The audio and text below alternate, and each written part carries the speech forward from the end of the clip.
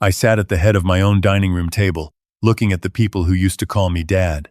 The room was dead quiet, the kind of quiet that sits right before something breaks. My son-in-law had his arm draped over the back of my late wife's chair like he already owned it. My daughter, Erica, set a folder down in front of me without a word, the sound cracking through the silence like a slap. She looked at me the way you'd look at an old dog you were deciding whether to put down. "Now that Mom's gone," she said, smiling, actually smiling, "it's time you signed the dealership over to Tyler and let us handle things." I looked at my grandson, Tyler, slouched in his chair, scrolling his phone, not even pretending to care. They thought I was finished. They thought a grieving 6-4-year-old man would just fold. But before I tell you what happened when I finally opened my mouth, let me know, where are you watching from tonight? Son, daughter, friend, hit that like button if you've ever had to teach family a lesson they didn't see coming. Because 3 days before that table, I had no idea any of this was even coming. The smell of lilies was still thick in my house. My Carol had been gone 11 days, 41 years of marriage taken by a stroke that gave us no warning at all. I was standing at the kitchen sink that morning, washing the same coffee mug for the 3rd time, just to keep my hands moving so my mind wouldn't wander back to her empty chair. That's when I heard Erica's car in the driveway. Too fast. Gravel kicking up the way it does when somebody's in a hurry to get something off their chest. She came in without knocking. She never knocks anymore. Not since she married Marcus. Marcus came in behind her, dressed like he was heading to a board meeting instead of his mother-in-law's house. Erica dropped a thick folder on my counter. I looked down. Printed across the top, it said Emergency Transition Agreement, Caldwell Auto Group. "What is this, Erica?" I asked her, keeping my voice even. She sighed like I was a child who didn't understand simple math. "It's for your own good, Dad. You're 64. You just lost Mom. You're not in any state to be running 4 dealerships right now. We need you to sign this so we can move operating control to Tyler." Tyler, my grandson.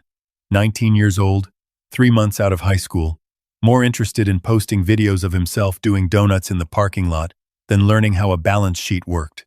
I felt something cold settle in my stomach. Caldwell Auto Group wasn't just a business to me. Carol and I built it from one used car lot on a gravel corner in 1987. We had $400 and a dream and a lot of cold nights sleeping in the back office because we couldn't afford to heat the whole building.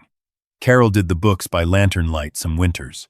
And now, 11 days after I buried her, my own daughter wanted me to hand the keys to a teenager so she and her husband could run things from behind the curtain. I didn't raise my voice. I never do. The man who loses his temper loses the room. "The business is running fine," I told her. "I'm grieving, Erica." "I'm not incapable." Marcus stepped in then, all soft concern, putting a hand on my shoulder like he actually cared. "Dad, please just hear us out. Your blood pressure's been through the roof since Mom got sick. We're worried sick about you. Let Tyler hold the title. Erica and I will run day to day, and you can finally rest." It sounded loving. It sounded like exactly what a worried family would say. But I'd spent millions sending Marcus's wife to good schools and watched her marry a man who couldn't make a decision without somebody else's permission. "I'll think about it," I said quietly. "I need time to read it over." They left, satisfied they hadn't been refused outright. I stood alone in my kitchen, water still running, and caught Erica's reflection in the dark window by the front door. She didn't know I could see her. She pulled out her phone, typed something fast, and as she hit send, I heard her mutter under her breath, "He's buying it. Tell Dale to get the chairs ready." Then she was gone. A man can lose his wife. He doesn't lose his teeth. The next morning I drove to the dealership before sunrise, the way I always have. I needed the smell of the showroom, the quiet hum of the place I'd given my whole life to. I walked past the night guard, took the back hallway to the records office where we kept the original incorporation papers and the trust documents, swiped my master key card, and got a flat red light. Access denied. I swiped again. Denied again. "Having some trouble there, Walt?" I turned around. Dale Pruitt was standing by the break room, our chief financial officer, smelling like he'd put on too much cologne for 6 in the morning. He had that smile men wear when they already know they've won something.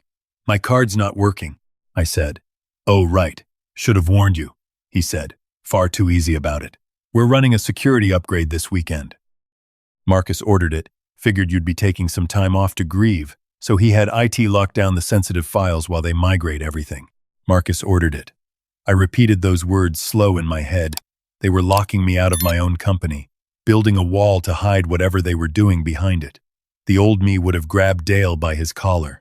But I wasn't that man anymore, not in that hallway. If I made a scene, I'd hand them exactly what they wanted. Proof that grief had made me unstable. So I just nodded, told him a security upgrade was probably overdue, and walked into my private office. I locked the door, sat down, and opened the bottom drawer of my desk. Under a false panel was a hard drive I'd kept hidden for 15 years, ever since a competitor tried to steal our customer database, an offline mirror of everything. I plugged it into my laptop, fingers hovering over the keyboard, ready to see exactly what they were hiding from me. Before I could type the password, my phone rang, a number I didn't recognize, but the caller ID said Riverside General. My stomach dropped. Hospitals don't call at 6:30 in the morning with good news. Mr. Caldwell? This is Riverside General Emergency. We're calling about your grandson, Tyler Caldwell. He's been in a serious car accident. He's in trauma now. We need family here immediately. I shoved the hard drive back in the drawer and ran. The drive to that hospital is a blur I still can't fully put back together. Red lights. My hands locked white on the wheel, praying the whole way that I wouldn't be too late. I burst through those sliding doors and found Erica pacing the hallway, more annoyed than afraid, typing furiously on her phone. Marcus sat slumped in a plastic chair, head in his hands. What happened? I asked, grabbing his shoulder. How bad is he? Marcus's eyes flicked to Erica before he answered, like he needed permission to even speak. He lost control going around the curve on Route 9, hit the guardrail. He's got a deep cut on his leg, lost a lot of blood before the paramedics got there. Erica crossed her arms and let out a sharp breath. This is a disaster, Dad. We were supposed to finalize the transfer paperwork this afternoon, and now we're stuck here. I stared at her, genuinely stunned that her own son was bleeding on an operating table, and her first thought was a signature. The trauma doors swung open, and a tired-looking doctor stepped out, scrubs spotted with blood, voice flat from exhaustion. Family of Tyler Caldwell? We crowded around him. He's stable for now. We stopped the bleeding, but his hemoglobin's dropping fast. He needs a transfusion right away. Then do it, Erica snapped, waving her hand like she was ordering a meal. The doctor's jaw tightened. It's not that simple, ma'am. Tyler's blood type is AB positive, and we're in the middle of a shortage this week. We need direct donors from the family to cross-match immediately. The whole hallway seemed to go quiet around me. AB positive. I am O. My Carol was O. 2 O parents cannot produce a child with AB blood, not under any law of biology I'd ever learned. I knew Erica's blood type A positive, from a scare years back when she needed surgery. An O father and an A mother can give you a child with type A or type O. They cannot, under any circumstance, give you a child with AB. The B had to come from somewhere else, somewhere that wasn't Marcus. I turned my head slowly to look at my son-in-law. I expected confusion. I expected him to ask the doctor if there'd been a mix-up. Instead, Marcus was staring at the floor, sweat breaking out across his forehead, his whole body rigid like he was bracing for a blow he knew was coming. He wasn't confused. He was terrified, and he knew exactly why. For 1 second our eyes met, and I saw it the truth, sitting right there behind his fear. He looked away first. Erica pulled out a credit card and started barking at the doctor about flying blood in from another facility. Anything to avoid the obvious question of why neither of them could simply step up and donate. The doctor, realizing money wasn't going to fix biology, went to make calls. We were no longer a family waiting on a hospital update. We were a family standing on a foundation that had just cracked wide open. I didn't say a word about it right there. You don't corner an animal in public. I learned that the hard way 30 years ago. I waited until Tyler was stable, until the emergency transfusion arrived from a sister hospital and the crisis passed. Then I asked Marcus, quietly, if he wanted to get a coffee from the cafeteria while we waited on the paperwork. He looked at Erica first. He always looks at Erica first, and she waved him off, too absorbed in her phone to notice anything. The cafeteria was nearly empty, fluorescent lights buzzing over rows of plastic chairs. We sat across from each other with 2 cups of bad coffee. Neither of us touched. I kept my voice calm, almost gentle. That was quite a scare, I said. I have to admit, I was a little thrown by what the doctor said. Tyler's AB positive. You're O, same as me. Erica's A. How exactly does that work, son? Marcus's hand tightened around his cup so hard I thought it would crack. You're grieving. You're confused, he snapped, his voice cracking. It's probably a lab error. It happens. Don't turn this into something it isn't. I'd sat across from 100 men trying to hide something in 30 years of business. I know what real confusion looks like, and I know what guilt looks like dressed up as anger. A man with nothing to hide laughs off a clerical mistake. A man with everything to hide attacks the person asking the question. I let the silence sit there a long time before I spoke again. You're probably right, I said softly. Just a typo. What else could it be? He didn't answer. He just stared into his coffee, and I knew he understood that I knew, and that there was nothing he could say to undo it. I drove home that night carrying a secret like a stone in my chest. I needed proof, real proof, before I moved an inch. I bought soup, transferred it into my own containers so it would look like a kind gesture, and slipped a pair of latex gloves and 2 sealed bags into my coat pocket. I drove to their house, the one I'd put the down payment on 3 years earlier, and rang the bell with a sad smile already arranged on my face. Marcus answered, looking wrung out. Walt, you didn't have to come. Couldn't sleep, I said. Brought soup so you two don't have to cook. Erica barely looked up from her wine and her stack of discharge papers. Complaining about the cost of the helicopter transfer like that was the tragedy of the day. While Marcus heated the soup, I excused myself to wash up and check on Tyler. I found him asleep upstairs, leg propped on pillows, headphones still on. I slipped into his bathroom, gloves on, and lifted his toothbrush from its holder, sealing it in the first bag. Then I made my way to the laundry room off the garage, where Marcus, creature of habit that he is, always tossed his gym clothes into the same hamper. I found 2 hairs caught in the collar of his jacket and lifted them carefully with tweezers, sealing them in the second bag. I stayed another 10 minutes, playing the part of the tired old man grateful for company, then drove straight through to a private lab 2 towns over that did after-hours work for cash. I handed over $5,000 and the 2 sealed bags and asked for results within 48 hours. As I sat in my car afterward, my phone buzzed with an alert I hadn't seen in 15 years. Somebody was trying to authorize a wire transfer from the dealership accounts using my digital signature. I drove home, locked myself in my study, and logged into the back door I'd built into our system back when a rival tried to hack our customer files. I traced the attempt straight to Dale's terminal. He was clumsy, trying to push $400,000 through using a forged version of my authorization. I froze the transfer in place and started digging. What I found over the next 2 days turned my stomach.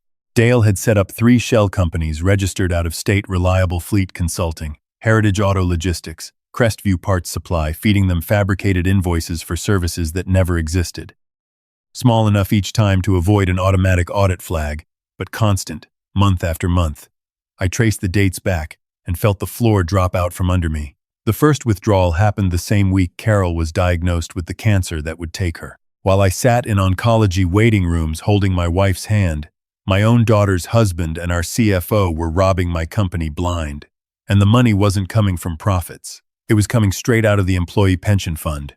Mechanics, sales staff, people who'd given us 20 years of their lives, and these 2 were draining their retirements while my wife was dying.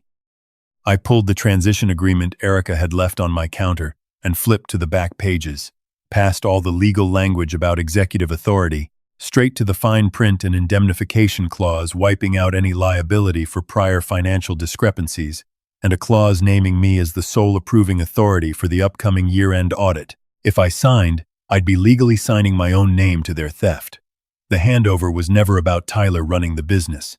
It was a trap built to bury the crime under my signature. 3 days later, the call I'd been waiting for finally came. The lab had my results. I drove out alone, signed for the envelope, and sat in my truck a long time before I opened it. Inside, the conclusion sat in bold print at the bottom of the page. Probability of paternity, 0%.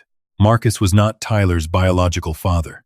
For 1 minute I let myself grieve it, the grandson I thought I knew, the lie that had swallowed years of my life. Then the grief burned off fast, replaced by something colder and a lot more useful. If Marcus wasn't the father, somebody else was, and it had to be somebody close enough to the company to also be in on the theft.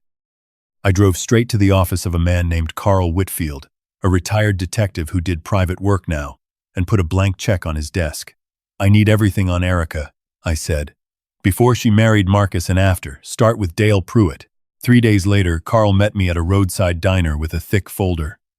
The first photo showed Erica and Dale at a restaurant, 2 towns over, his hand resting over hers. The kind of closeness no business meeting explains. They hadn't met 5 years ago at a company retreat, like they always claimed. They'd met in college, 22 years back, lived together for 2 years, before either of them ever set foot near Caldwell Auto Group. When the money in college ran out, they made a plan to find it somewhere else. A DNA sample Carl secured from Dale confirmed it. Dale was Tyler's biological father. Erica had married Marcus, already carrying another man's child, anchoring herself permanently to my family and my company while keeping Dale close the entire time. But the worst part of that folder was a single printed email, sent 10 years earlier from Marcus's private account to Erica's. I read it standing in that diner booth and felt my chest go hollow. Marcus had written that the results were back, that an infection from years before had left him sterile, no chance of ever fathering a child. "They had to be careful," he wrote, "because if I or Carol ever found out, the family trust's bloodline clause would cut him out entirely. Tyler was the only thing keeping his inheritance secure. He'd known for 10 years. He hadn't been deceived alongside me. He'd been a partner in the deception the entire time, raising another man's son just to keep his hands on my money." I thanked Carl, closed the folder, and told him my next move. "I'm going home," I said. "I'm going to give them just enough rope." I called Erica that night, let my voice crack with exhaustion I didn't have to fake entirely. "I can't do this anymore," I told her. "The business, the meetings, it's too much without your mother. Come by tomorrow night. I've made a decision." I've made a decision. She arrived with Marcus the next evening, both of them in that practiced costume of sympathy. I dimmed the lights, set Carol's photo on the desk where they'd see it first, let my hands tremble when I spoke. "You were right," I told Erica. "I can't keep fighting this. Draw up the papers. I'll sign everything over to Tyler at the dealership meeting Friday." I watched the greed bloom behind her eyes, the corner of her mouth twitching with a smile she couldn't quite hold back. "We'll have it ready," she said, already halfway out the door to celebrate her victory.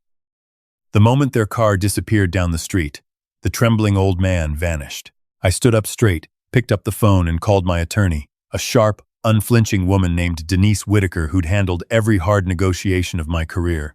"Cancel everything for the week," I told her. "We have fraud, embezzlement, and a paternity case that voids a trust clause. I need federal contacts on the pension theft, and I need you standing in that boardroom Friday morning with proof in your hands." She didn't ask unnecessary questions. She knew exactly what kind of call this was. The next 2 days were a masterclass in arrogance. Believing they'd already won, Erica and Dale stopped being careful. They fired 2 of my most loyal managers under the excuse of restructuring, replaced them with people who wouldn't ask questions.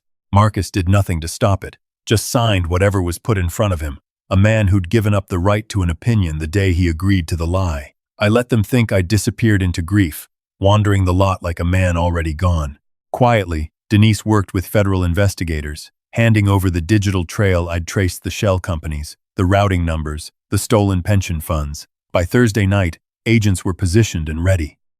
Friday morning, I put on the suit I hadn't worn since I closed our biggest acquisition 15 years ago and drove to the dealership knowing exactly what was waiting on the other side of that conference room door. They had the room set up like a coronation.